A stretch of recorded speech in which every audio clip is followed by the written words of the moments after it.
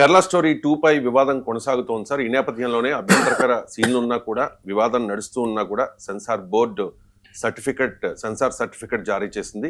Censor board తీరుపై Kerala high court తీవ్ర ఆగ్రహం వ్యక్తం చేస్తూ కొన్ని కామెంట్స్ చేసింది సార్. సెన్సార్ బోర్డు బుర్ర పెట్టి సినిమా చూసినట్టు లేదు, తన నిబంధనల్ని తానే స్వయంగా ఉల్లంఘించింది అంటూ వ్యాఖ్యలు చేసింది. దాంతోపాటు విడుదలపై 2 వారాల స్టే విధించింది. కేంద్రం నిర్ణయం తీసుకోవాలని కూడా ఆదేశాలు జారీ చేసింది. రాష్ట్రం మత సామరస్యంతో ఉంది, చిచ్చు పెట్టొద్దని కూడా హితవు పలికిన పరిస్థితి సార్. ఆల్రెడీ ఇప్పటికే కేరళ స్టోరీ 1 పై గతంలో వివాదం నడిచింది. ఇప్పుడు కేరళ స్టోరీ 2 పై వివాదం నడుస్తోంది సార్. ఈ ఏడాదే కేరళలో అసెంబ్లీ ఎన్నికలు జరగబోతూ ఉన్నాయి. కాంగ్రెస్ ఆరోపిస్తోంది బీజేపీ ఫ్యాక్టరీ నుంచి వచ్చిన స్టోరీ ఇది కేరళ 2 అని చెప్పేసి. సో ఈ కేరళ స్టోరీ 2 విషయంలో ఈ పొలిటికల్ యాంగిల్ ఏంటి? అంటే ఇప్పుడు నిన్న నేను నేషనల్ టెలివిజన్లో చూస్తే బీజేపీ మద్దతుదారులు ఈ సినిమాను పూర్తిగా డిఫెండ్ చేస్తున్నారు. మరి బీజేపీ ఫ్యాక్టరీ నుంచి రాకపోతే వాళ్ళెందుకు డిఫెండ్ చేస్తారు? ఇప్పుడు national spokesperson Sanjeev Verma, so all national channel చూశాను నేను. ప్రతి నేషనల్ ఛానల్ చూస్తే ప్రతి దాంట్లో ఈ సినిమాను సమర్థించింది కేవలం బీజేపీ వారు, ఇంకెవరు సమర్థించలే. అందువల్ల ఈ సినిమా వెనకాల బీజేపీ ఉందా అనే ప్రశ్న అనివార్యంగా ఉత్పన్నం అవుతుంది. మీరు ఎందుకు డిఫెండ్ చేస్తున్నారు? ఇప్పుడు మిగతా అన్ని సినిమాలు అంటే ఏదైనా ఒక సినిమా పైన వివాదం వస్తుంది, ఆ సినిమాను డిఫెండ్ చేసుకుంటూ పోరు కదా, సంబంధం లేని వాళ్ళు డిఫెండ్ చేయరు. సో బీజేపీ ఇంత గట్టిగా డిఫెండ్ చేయడమే కాదు, ఆ సినిమా పైన అసలు ఏ రకమైన నిషేధం ఉండకూడదు. దాన్ని గతంలో కేరళ స్టోరీ చూడమని ప్రైమ్ మినిస్టరే పిలిపించి ప్రైమ్ మినిస్టరే క్యాంపెయిన్ చేసిన సందర్భాలు ఉన్నాయి, ముఖ్యమంత్రులు క్యాంపెయిన్ చేసిన సందర్భాలు ఉన్నాయి. బీజేపీ పాలిత రాష్ట్రాల్లో ప్రత్యేకంగా పన్నుల రాయితీలు ఇచ్చిన సందర్భాలు ఉన్నాయి. ఇవన్నీ చూసినప్పుడు ఏమనిపిస్తుంది? మీరు అడిగిన ప్రశ్న, ఇది బీజేపీ ఫ్యాక్టరీలో తయారైందా అని. ఎందుకంటే కేరళలో ఎన్నికలు ఉన్నాయి, కేరళలో బీజేపీ బలపడటానికి ప్రయత్నాలు చేస్తుంది. ఈ ఇకో సిస్టమ్ పొలిటికల్ వాతావరణము సర్చార్జ్డ్, అంటే వివిధ మతాల మధ్య ఉద్రిక్తభరితమైన వాతావరణం ఏర్పడితే రాజకీయంగా లాభం పొందుతారు బీజేపీ అనే అభిప్రాయం ఉంది కనుక ఈ కేరళ స్టోరీ 2 గోస్ బియాండ్. కరెక్ట్గా ఈ సమయంలో విడుదల కావటానికి అదేమైనా లింక్ ఉందా అనే అనుమానం అనివార్యంగా వస్తుంది కదా. నీకు నిజంగానే సంబంధం లేకపోతే జస్ట్ ఇగ్నోర్ ఇట్. సినిమాది వాళ్ళు సినిమా డైరెక్టర్లు, ప్రొడ్యూసర్లు వాళ్ళు డిఫెండ్ చేసుకుంటారు. బీజేపీ ఎందుకు డిఫెండ్ చేయాలి? పార్టీగా వచ్చి సినిమాని డిఫెండ్ చేయాల్సింది సినిమా ప్రొడ్యూసర్లు, డైరెక్టర్లు కదా, లేదంటే ఎవరైనా film critics. Bharatiya Janata party అధికార ప్రతినిధులు వచ్చి కేరళ స్టోరీ ఒక గొప్ప సినిమా, దీనిపైన ఏ రకమైన చర్యలు తీసుకోవద్దని చెప్పడం ఏంటి అనే క్వశ్చన్ వస్తుంది. తర్వాత ఈ సినిమా పైన ఇది కోర్టు నిన్న చెప్పింది. అఫ్కోర్స్ ఇది సింగిల్ జడ్జ్ బెంచ్ ఇచ్చిన తీర్పు.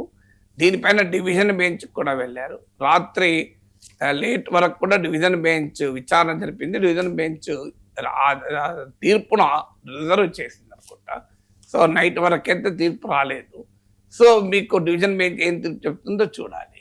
సో క్వశ్చన్ ఏంటి అంటే, కేరళ స్టోరీ ఫస్ట్ పార్ట్లోనే మీకు 32,000 లవ్ జిహాద్ కేసెస్ జరిగాయి అని ఒక పెద్ద వాతావరణాన్ని క్రియేట్ చేశారు. దీనిపైన కోర్టుల దాకా వెళ్ళాయి. తీవ్ర విమర్శలు ప్రొడ్యూసర్లు, డైరెక్టర్ ఎదుర్కొంటే తర్వాత వాళ్ళు క్లారిటీ ఇచ్చారు, లేదు 32,000 కాదు 3 కేసెస్ ఉన్నాయని.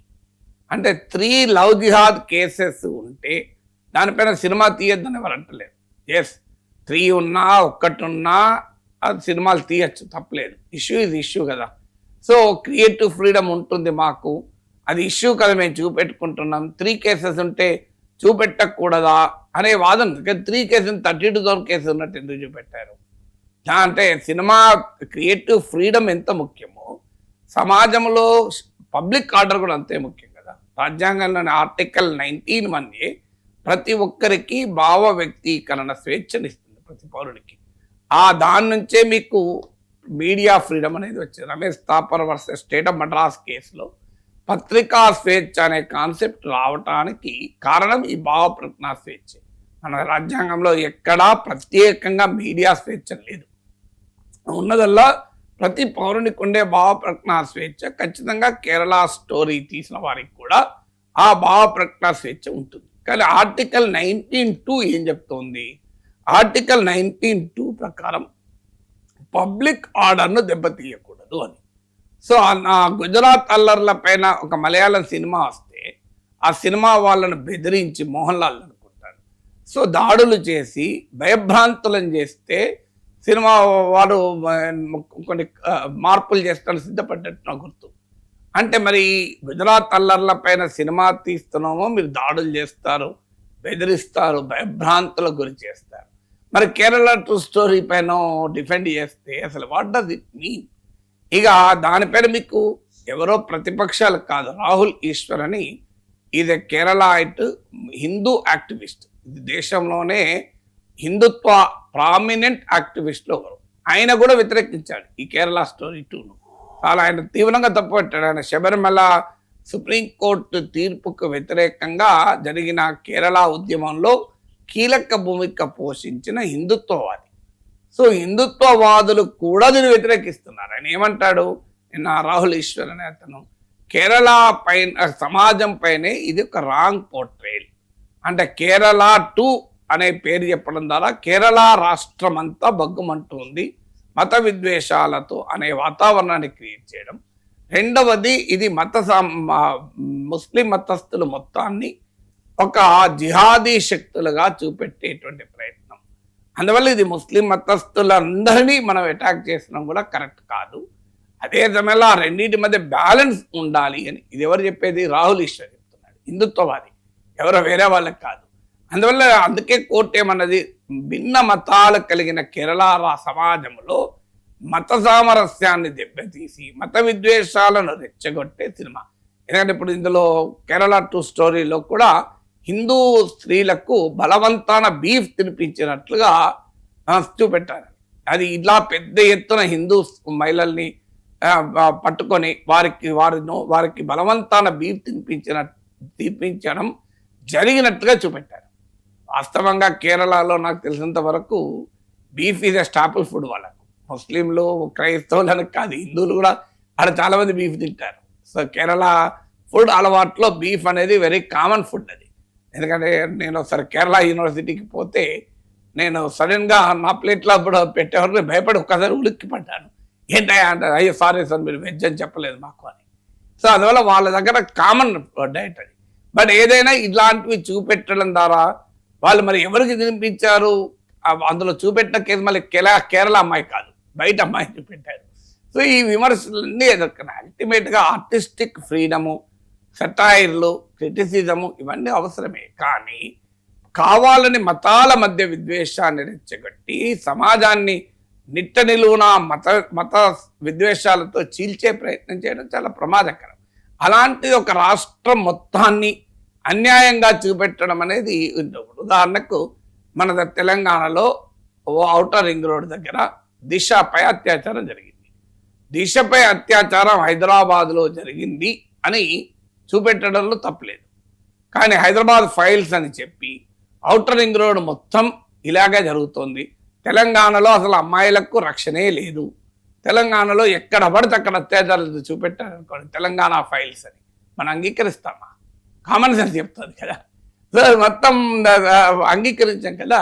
ఇప్పుడు భారతదేశంలో బాల్య వివాహాలు జరుగుతున్నాయి. బాల్య వివాహాలు జరుగుతున్న మాట నిజం ఇప్పటికీ కూడా. కానీ దాన్ని ఇండియన్ ఫైల్స్ అని చెప్పి హాలీవుడ్లో సినిమా వచ్చింది అనుకోండి, మొత్తం భారతదేశంలో చిన్నపిల్లలకే పెళ్ళిళ్ళు చేస్తున్నట్టు ఇండియన్ గర్ల్స్ అనొక సినిమా తీసింది అనుకోండి హాలీవుడ్లో, భారత ప్రభుత్వం ఒప్పుకుంటుందా? ఇదేంది భారతదేశాన్ని ఈ రకంగా ప్రొజెక్ట్ చేయడం ఏంటని మనం ప్రశ్నిస్తామా లేదా? సో అదే ప్రశ్నిస్తున్నారు కేరళ వాళ్ళు. మీరు ఒక జరిగిన లవ్ జిహాద్ అనేది జరిగిందా లేదా అనేది ఇప్పటికీ చర్చే. ఎన్ని కేసులు ఉన్నాయనేది. సో కేసులు ఉంటే 1, 2, 3 కేసులు ఉన్నాయని వాళ్ళే చెప్పారు కేరళ స్టోరీ. సో ఆ 3 కేసులు ప్రతి ఇంటర్ఫేత్ మ్యారేజ్ లవ్ జిహాద్గా చెప్పలేము. భిన్నమైన మతాల మధ్య పెళ్ళిళ్ళు జరుగుతున్న మాట నిజం. సో ఈవెన్ అమెరికన్స్నే పెళ్లి చేసుకుంటున్నారు, దానే జిహాద్ అంటాం మనం. సో మన తెలుగు అబ్బాయిలు తెలుగు అమ్మాయిలు అమెరికన్లను పెళ్లి చేసుకుంటున్నారు, వైట్ అమెరికన్స్ చేసుకుంటున్నారు. దాని వైట్ రేసిస్ట్ జిహాద్ అని అనలేం కదా. సో ప్రతి ఇంటర్ఫేత్ మ్యారేజ్ లవ్ జిహాద్ కాదు. లవ్ జిహాద్ అనే ఒక కేసు ఉంటే దాన్ని చూపెట్టడంలో ఆ సంయమనం, అదొక ఇన్సిడెంట్గా చూపెట్టడం వేరు. మొత్తం అదొక పెద్ద పరిణామంగా జరుగుతున్నదిగా చూపెట్టడం ఇది. ఈ రెండింటి మధ్య తేడా ఉంది. సో అందువల్ల మీకు Kerala to story is absolutely political film. అంటే కేరళ సమాజంలో హిందూస్, ముస్లిమ్స్, క్రిస్టియన్స్ 3 మతాలకు చెందిన వారు పెద్ద సంఖ్యలో ఉంటారు. సో అందువల్ల ఆ సమాజాన్ని కమ్యూనలైజ్ చేయడానికి ఎన్నోసార్లు ప్రయత్నాలు జరిగాయి, అన్ని వైపులు జరిగాయి. హిందూ అనే కాదు, హిందూ, ముస్లిం, క్రిస్టియన్ అన్ని మత సంస్థలు యాక్టివ్గానే ఉంటాయి. సో బట్ డెఫినెట్గా ఒక పరిణామాన్ని 3 ఇన్సిడెంట్లను పట్టుకుని 32,000 కేసులు జరిగాయంటే దాన్ని ఎలా సమర్థిస్తాం? నిన్న బీజేపీ అనుకూల ప్రతినిధి నేషనల్ ఛానల్లో వాదన, సినిమా అంటే అట్లనే ఉంటుంది. ఇప్పుడు ఒక హీరో ఒక్కడే వచ్చి 100 మందిని కొట్టడా విలన్లను, మరి 100 మందిని ఎట్లా కొట్టగలుగుతారు ఒక్క హీరో? సినిమా అంటే ఫిక్షన్. నిజమే, ఆ ఫిక్షన్ వేరు, ఈ ఫిక్షన్ వేరు కదా. మీరు ఒక ఇన్సిడెంట్ను ఒక రియల్గా జరిగింది ఇన్సిడెంట్ అని చెప్తూ దాన్ని ఎగ్జాగరేట్ చేస్తే సమస్య. నిజంగానే ఫిక్షన్గా చూపెడితే వాడు అబ్జెక్షన్ చెప్తాడు. నువ్వు అది రియల్ ఇన్సిడెంట్ కేరళలో జరుగుతోంది, దేశంలో జరుగుతుందని చెప్తూ దాన్ని ఆ నెంబర్ని ఇన్ఫ్లేట్ చేయడం అనేది సమస్య కదా. అందువల్ల దట్ ఈస్ వెరీ బ్యాడ్ టేస్ట్లో. అంటే సమాజంలో మతపరమైన భావోద్వేగాలను రెచ్చగొట్టి మత సామరస్యాన్ని దెబ్బతీసి భిన్న మతాల మధ్య ఒక తీవ్రమైన అనుమానాల్ని, అపోహల్ని క్రియేట్ చేసేటువంటి ప్రయత్నం సృజనాత్మకత, ఆర్టిస్టిక్ ఫ్రీడమ్ అని అనలేం కదా.